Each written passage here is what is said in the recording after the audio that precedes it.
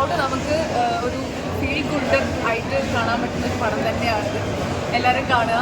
ഇതിൻ്റെ ഹ്യൂമർ ഒക്കെ അടിപൊളിയായിട്ടുണ്ടായിരുന്നു. മൊത്തത്തിൽ ലൈക്ക് ഞാൻ ആക്ടേഴ്സിനെ കുറിച്ച് പറഞ്ഞില്ല. ആക്ടേഴ്സ് എല്ലാവരും ലൈക്ക് മെയിൽ ആർട്ടിസ്റ്റുകളും എല്ലാവരും നന്നായിട്ട് തന്നെ ചെയ്തിട്ടുണ്ട്. നമുക്ക് ആ സിനിമയ്ക്കുള്ളിൽ ഇരിക്കുന്ന പോലെ ഫീൽ ചെയ്യും. നമുക്ക് റിലേറ്റബിൾ ആണ്. പടം നൈസാണ്. ഞാനില്ല അഭിനയിച്ചിട്ടുണ്ട്. അതുകൊണ്ട് എനിക്കൊന്നും പറയാൻ പറ്റില്ല. പടം അടിപൊളിയാണ്.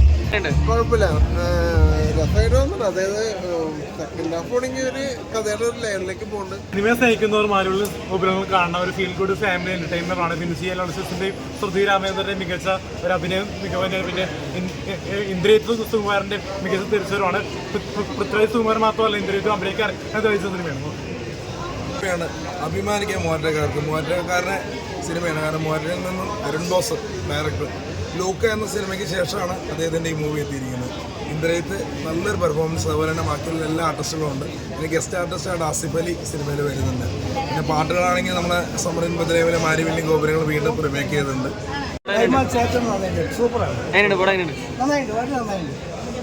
എല്ലാ ക്യാരക്ടേഴ്സും നല്ല രസമായിട്ട് അവർ ചെയ്തിട്ടുണ്ട്. നല്ല പെർഫോമൻസാണ്, നല്ല സീൻസ്. പിന്നെ കുറേ ആയിട്ട് നമ്മളിപ്പോൾ ഇങ്ങനെ കുറേ ടെൻഷൻ അടിപ്പിക്കുന്ന സിനിമകളൊക്കെ ഉണ്ട്. അതിനൊരു വെറൈറ്റി ആയിട്ടൊരു ഫീൽ കൊടുക്കും. നല്ലൊരു എന്റർടൈനർ ആണ്.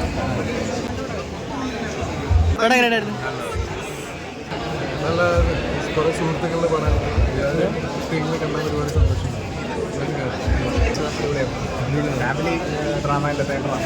ഇതിൽ ആരെയാണ് കൂടുതൽ ക്യാച്ചിങ് ആയിട്ട് തോന്നിയത്? ആരുടെ ക്യാരക്ടറാണ്? എല്ലാവരും ലൈക്ക് അങ്ങനെ ക്യാച്ചിങ് ആയിട്ട് പ്രത്യേകിച്ച് എനിക്ക് ഫീൽ ചെയ്തില്ല.